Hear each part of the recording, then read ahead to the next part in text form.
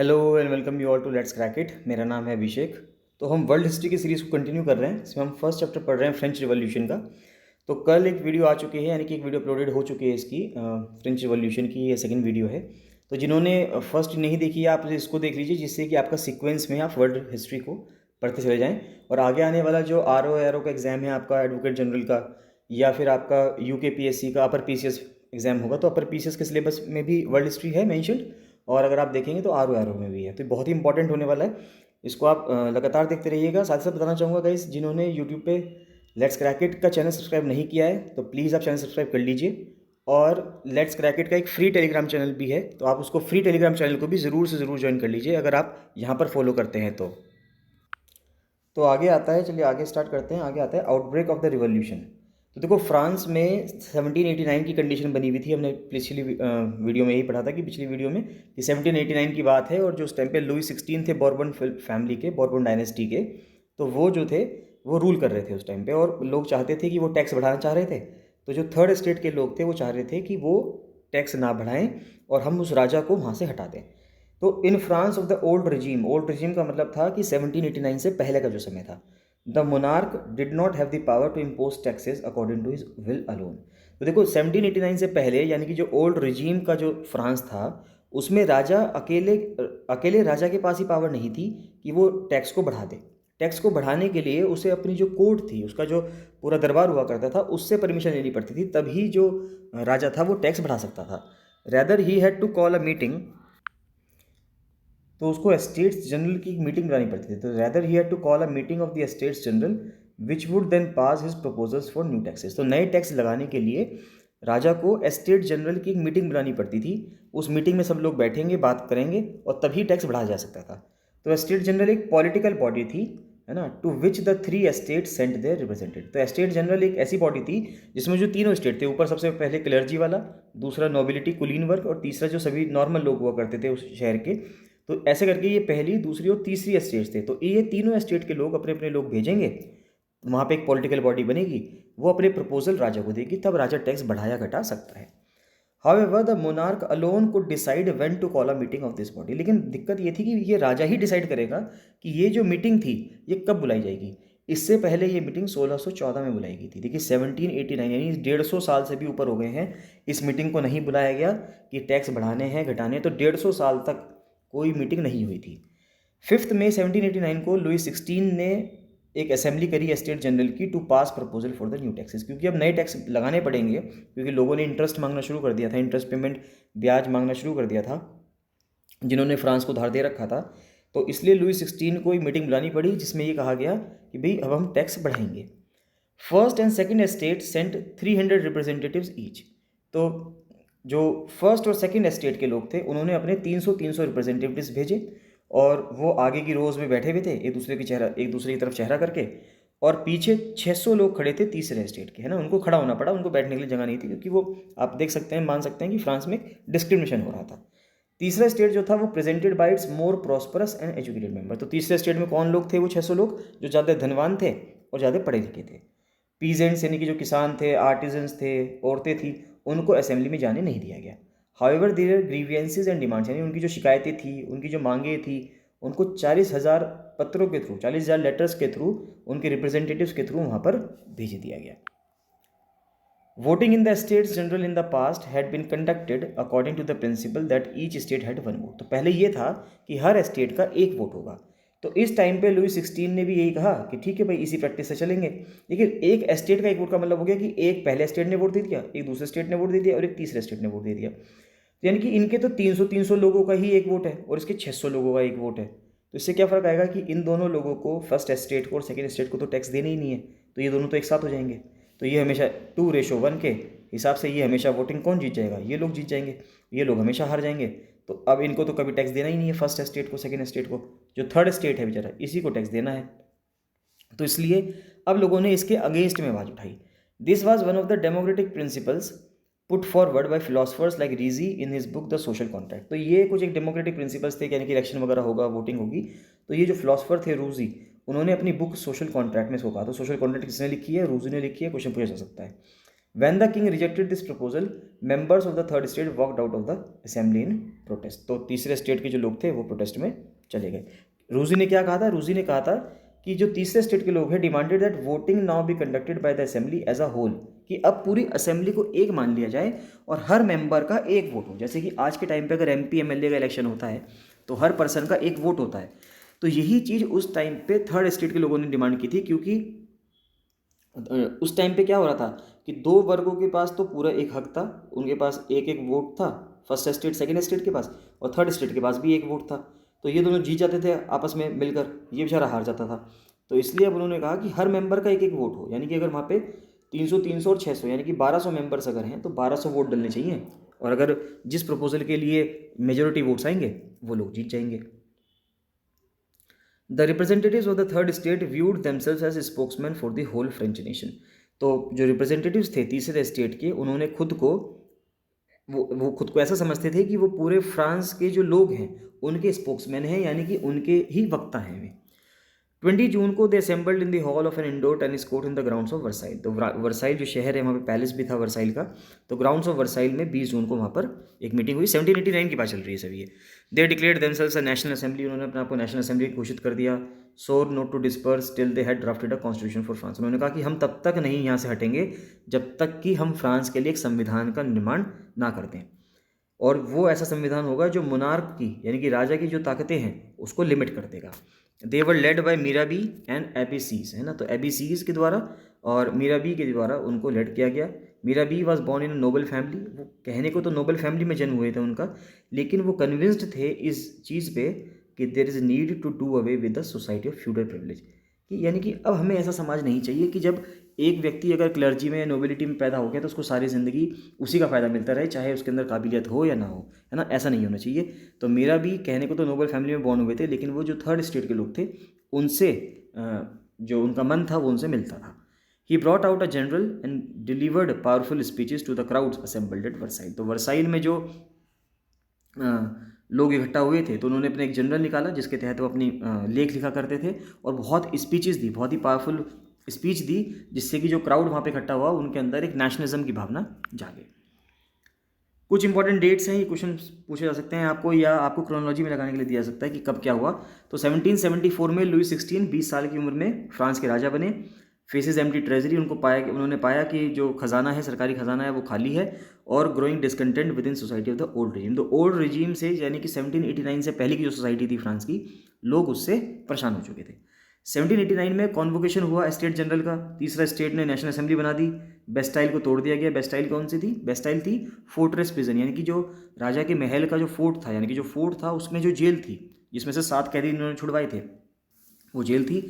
Peasants revolt in the country side, सारे गाँव में फ्रांस में जितना भी जगह थी सब जगहों पर किसानों ने रिवोल्ट कर दिया था, आंदोलन कर दिया था। 1791 में एक कॉन्स्टिट्यूशन बना to limit the powers of the king, राजा की पावर्स को लिमिट करने के लिए और कुछ बेसिक राइट्स सभी ह्यूमन बींग्स को गारंटी करने के लिए 1791 में संविधान बना फ्रांस में। 92-93 में फ्रांस को रिपब्लिक घोषित कर दिया गया, किंग को मार दिया गया, किंग इज बिहेडेड यानी उसका सिर कलम कर दिया गया। रिपब्लिक का मतलब ये होता है कि वहाँ का सर्वोच्च सरकारी पद, यानी कि सर्वोच्च पद, जैसे कि भारत एक रिपब्लिक है तो भारत का सर्वोच्च पद है प्रेसिडेंट ऑफ इंडिया। तो प्रेसिडेंट ऑफ इंडिया की पोस्ट जो है हर व्यक्ति के लिए खुली हुई है, चाहे वो गरीब हो, चाहे वो अमीर हो, चाहे वो किसी भी जाति का हो, चाहे वो किसी भी धर्म का हो, उससे मतलब नहीं है। वो रिपब्लिक पद है एक, यानी कि वो कंट्री रिपब्लिक होने से क्या होता है कि वहाँ का उस देश का सर्वोच्च पद एक आम नागरिक के लिए खुल जाता है, तो वहाँ पे राजशाही सिस्टम नहीं हो सकता। तो फ्रांस भी एक रिपब्लिक बन गया और वहाँ पर भी जो फ्रांस का सर्वोच्च पद है वो सभी के लिए खुल गया। फिर ओवरथ्रो हो गया जैकोबिन रिपब्लिक का, एक डायरेक्टरी रूल्स फ्रांस, ये भी हम आगे पढ़ेंगे कि डायरेक्टरी क्या है, जैकोबिन रिपब्लिक क्या है, जैकोबिन क्लब क्या है, ये सब आगे आएगा भी। 1804 में नेपोलियन आते हैं, वो फ्रांस के राजा बन जाते हैं और यूरोप का बहुत सारा हिस्सा वो अपने कब्जे में ले लेते हैं। और 1815 में बहुत ही इंपॉर्टेंट है कि नेपोलियन जो थे, नेपोलियन बोनापार्ट, वाटरलू में हार जाते हैं वो वाटरलू के युद्ध में।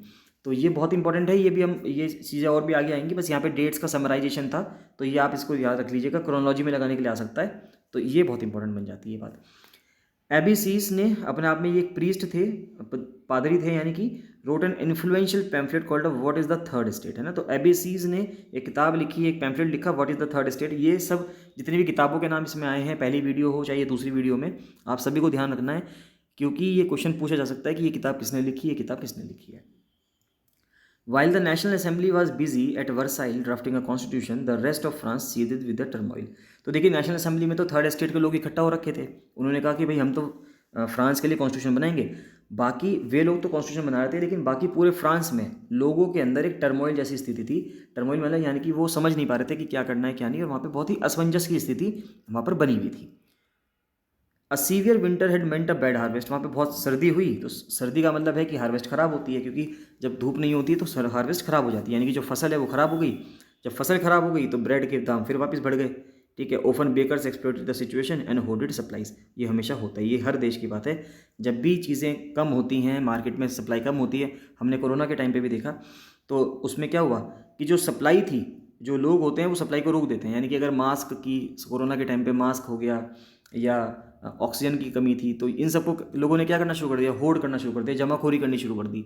तो जब इसके दाम बढ़ेंगे हम मार्केट में तब बेचेंगे। उसी तरह से वहाँ पे जो बेकर्स थे, बेकरों ने भी ऐसे ही काम करना शुरू किया कि जो ब्रेड थी उसको होर्ड करना शुरू कर दिया, कि जैसे जैसे ब्रेड के दाम बढ़ेंगे तब वो महंगे दामों पर ब्रेड को बेचेंगे और मुनाफा कमाएंगे। लेकिन इस वक्त इस चीज़ में क्या होता है, जो गरीब व्यक्ति होता है उसकी मृत्यु हो जाती है।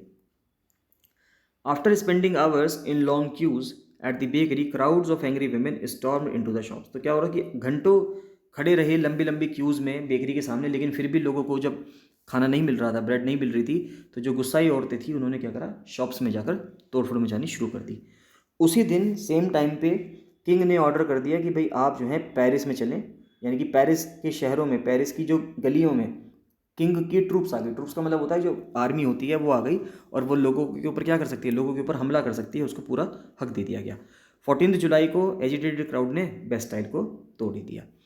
कंट्री साइड में ये अफवाह फैल रखी थी कि गांव गांव में जाके जो लॉर्ड्स ऑफ द मैनोर थे, मैनोर का मतलब होता है एक राजशाही घर जो होता है, उसको मैनोर बोलते हैं, had hired bands of brigands who were on their way to destroy the ripe crops.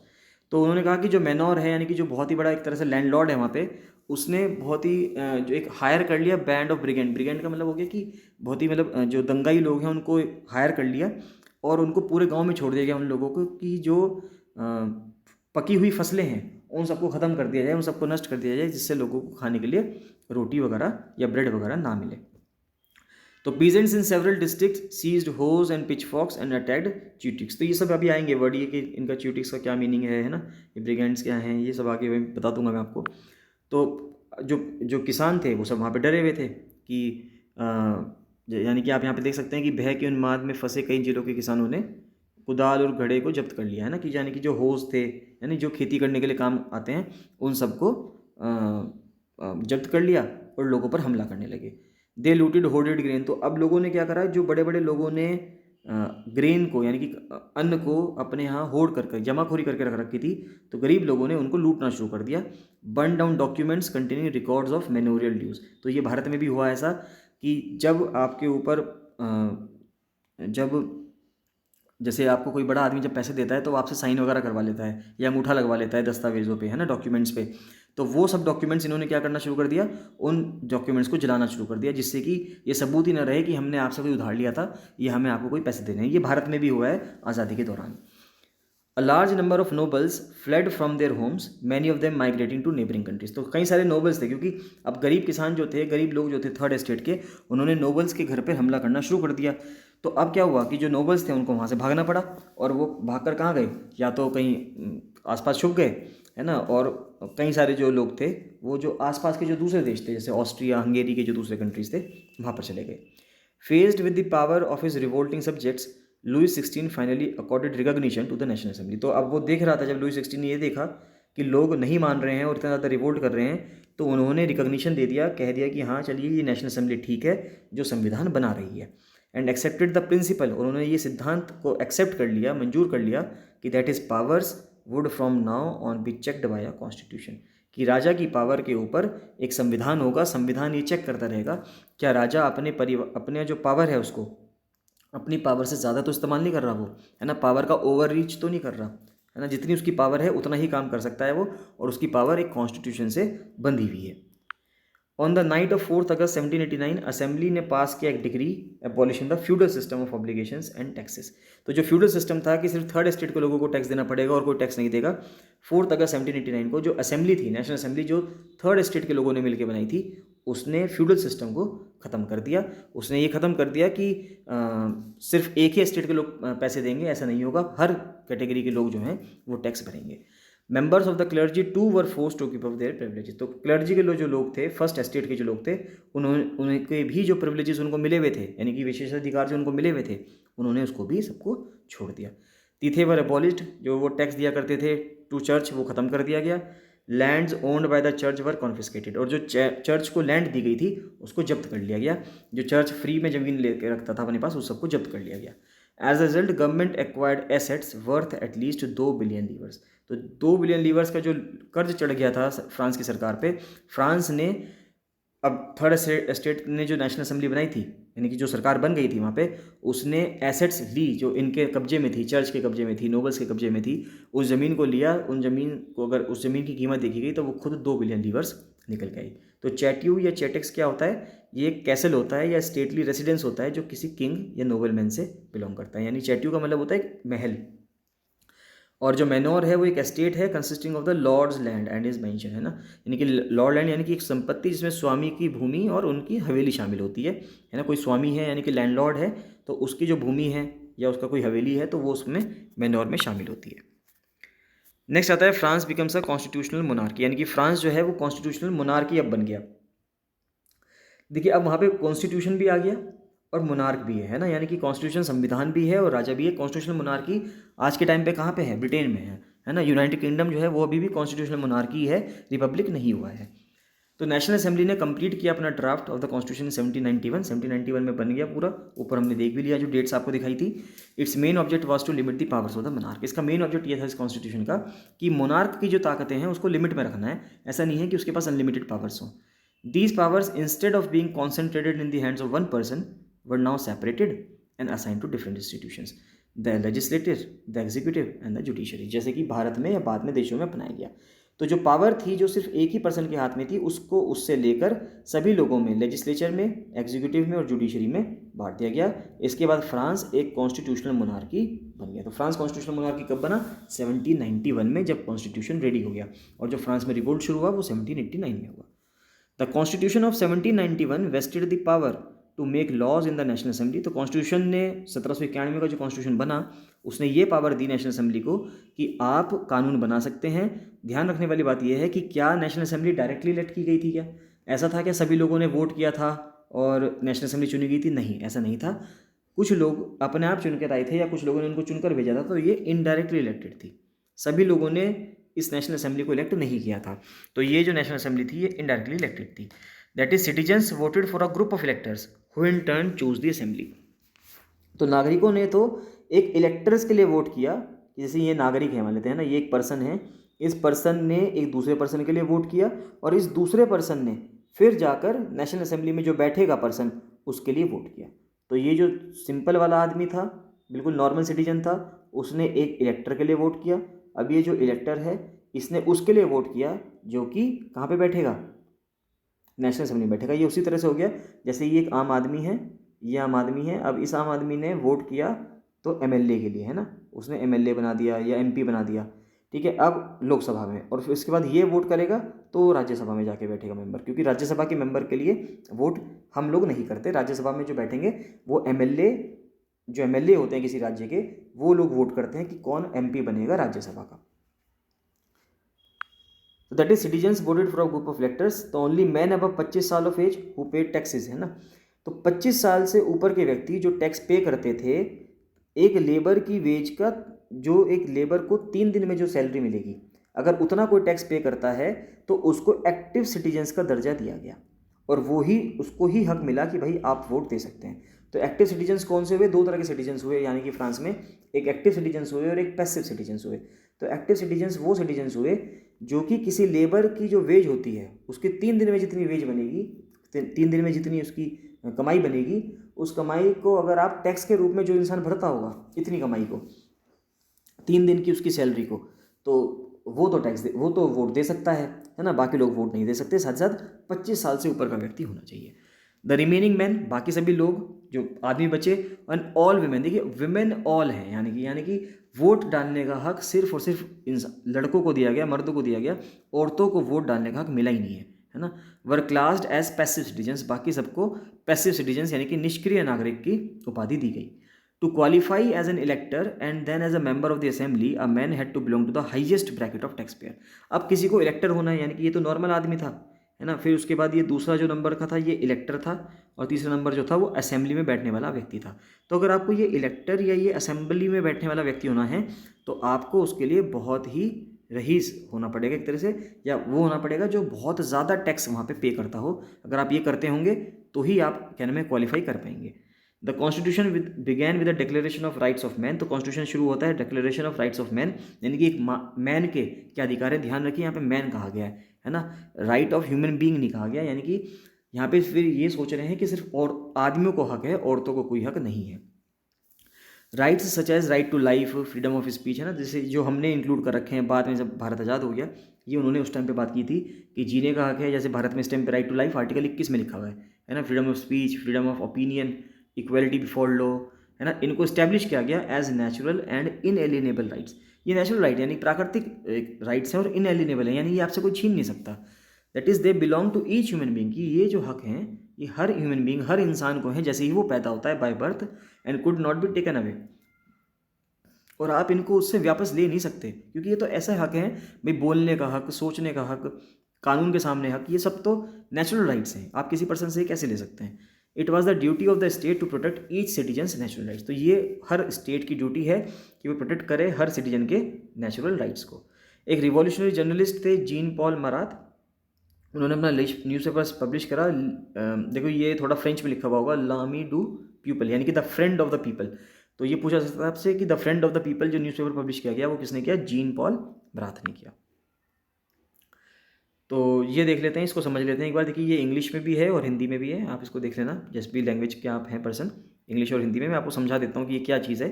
देखिए ये पहली बात तो एक्टिव सिटीजन्स और पैसिव सिटीजन्स कौन है। एक्टिव सिटीजन्स वो थे जो वोट डाल सकते थे, है ना, ये इमेज क्रेडिट एनसीईआरटी को जाता है, ये एनसीईआरटी से ली गई है image credit. 4 million of a population, है ना, 28 मिलियन, यानी हमने अभी देखा था कि 50 सालों के अंदर अंदर वहाँ की पॉपुलेशन, फ्रांस की पॉपुलेशन बहुत ज़्यादा बढ़ गई थी, हमने फर्स्ट वीडियो में देखा था। तो 2.8 करोड़ लोगों में से सिर्फ 40 लाख लोग ऐसे थे जो वोट डाल सकते थे, यानी कि ये 40 लाख लोग वो थे जो 25 साल से ऊपर थे और कुछ टैक्स पे किया करते थे। तो ये वोट देते थे इलेक्टर के लिए। इलेक्टर कितने होते थे, इलेक्टर 50,000 व्यक्ति होंगे, 40 लाख लोग वोट देंगे तब 50,000 आदमी को चुना जाएगा, और 50,000 आदमी वोट देंगे तो वो नेशनल असेंबली को चुनेंगे, 50,000 आदमी चुनेंगे 745 लोगों को। तो नेशनल असेंबली में कितने लोग होते थे, 745 लोग होते थे। ये क्वेश्चन पूछा जा सकता है आपसे कि नेशनल असेंबली में 745 मेंबर्स हैं और इलेक्टर्स कितने होते थे, 50,000 मैन होते थे। देखिए मैन है, विमेन, इसमें एक भी औरत नहीं है, सब की सब पुरुष हैं। अब नेशनल असेंबली का कंट्रोल होता था किंग पे, है ना, देखो ये तो हो गया लेजिस्लेचर जो कानून बनाएगा, एग्जीक्यूटिव हो गया राजा। तो नेशनल असेंबली जो ये देखो एरो बना रहा है और एरो कह रहा है कि यहाँ पे कंट्रोल है, तो नेशनल असेंबली का कंट्रोल होता था राजा पे, लेकिन राजा के पास कुछ वीटो पावर भी होती थी। अगर नेशनल असेंबली की बात नहीं माननी तो राजा वीटो चला सकता था, जैसे आज के टाइम पे अगर प्राइम मिनिस्टर की बात नहीं माननी या लेजिस्लेचर की बात नहीं माननी, लोकसभा वालों की बात नहीं माननी, तो प्रेसिडेंट वीटो चला देता है। और नेशनल असेंबली का जो कंट्रोल था वो मिनिस्टर्स पर भी हुआ करता था। और एक्टिव सिटीजन्स जुडिशरी में जो जज थे उनके लिए भी वोट डालते थे, ये इंपॉर्टेंट बात है। जैसे आज के टाइम पे जज के लिए कोई इलेक्शन नहीं होता, लेकिन वहाँ पे जुडिशरी के लिए, जुडिशरी में भी जाने के लिए जज के लिए वोट डाला जाता था। पैसिव सिटीजन्स कौन से होते थे, पैसिव सिटीजन्स वो होते थे जिनके पास कोई वोटिंग राइट नहीं था। 3 मिलियन यानी 30 लाख आदमी थे, सारे औरतें, सभी बच्चे, और जो 25 साल से कम का यूथ था उसको किसी को भी वोट डालने का हक नहीं था, वो सब पैसिव सिटीजन्स थे। यही सेम चीज़ हिंदी में लिखी हुई है, तो जो स्टूडेंट्स हिंदी मीडियम के हैं वो आप हिंदी में यहाँ से इसको पढ़ लीजिएगा। चलिए, रीडिंग पॉलिटिकल सिंबल्स, इसको हम नेक्स्ट स्टार्ट करेंगे नेक्स्ट वीडियो में, नहीं तो ये वीडियो बहुत लंबी हो जाएगी। सो गाइज, आप नोट्स बनाते रहिएगा, जहाँ पे आपको डाउट है आप मुझे कमेंट सेक्शन में बता सकते हैं। आपको वीडियो कैसी लगी आप मुझे उसके बारे में बताइए, इसमें क्या इंप्रूवमेंट कर सकते हैं। वीडियो को लाइक या डिसलाइक ज़रूर कर दीजिएगा। अगर आपको पसंद आई है तो उसमें प्लीज़ एक लाइक कर दीजिए, नहीं पसंद आई है तो डिसलाइक कर दीजिए, जैसे भी आपकी विश हो आप उस हिसाब से देख लीजिएगा। बाकी साथ साथ बताना चाहूँगा गाइज, जिनको PDF चाहिए अगर वो आर एडवोकेट जनरल की तैयारी कर रहे हैं, 23 तारीख को जो पेपर होने वाला है, तो वो लीगल हिस्ट्री, लीगल ग्लॉसरी और वर्ल्ड हिस्ट्री की पीडीएफ्स ले सकते हैं। उसके लिए आप मुझको कॉल या व्हाट्सअप कर सकते हैं 7665804421 पर। और जिन लोगों को टेस्ट सीरीज़ ज्वाइन करनी है वो टेस्ट सीरीज़ भी ज्वाइन कर सकते हैं, क्योंकि अब बहुत कम टाइम रह गया है। तो अगर आप टेस्ट सीरीज़ आप ज्वाइन कर लेंगे तो 20-22 दिन में आपके सारे टेस्ट होकर अब आप अच्छे से प्रिपरेशन अपनी एक बार जज कर सकते हैं। तो अगर आप चाहें तो आप टेस्ट सीरीज़ भी ज्वाइन कर सकते हैं। आपको उसके लिए कॉल या मैसेज करना होगा सेम इसी नंबर पर। और जो टेस्ट सीरीज़ ज्वाइन करना चाहते हैं अपर पीसीएस प्रीलिम्स के लिए, या अपर पीसीएस प्रीलिम्स का क्रैश कोर्स ज्वाइन करना चाहते हैं, वो भी मुझे इसी नंबर पर कॉल या मैसेज कर सकते हैं। तो मिलते हैं नेक्स्ट वीडियो में। So thank you and bye bye.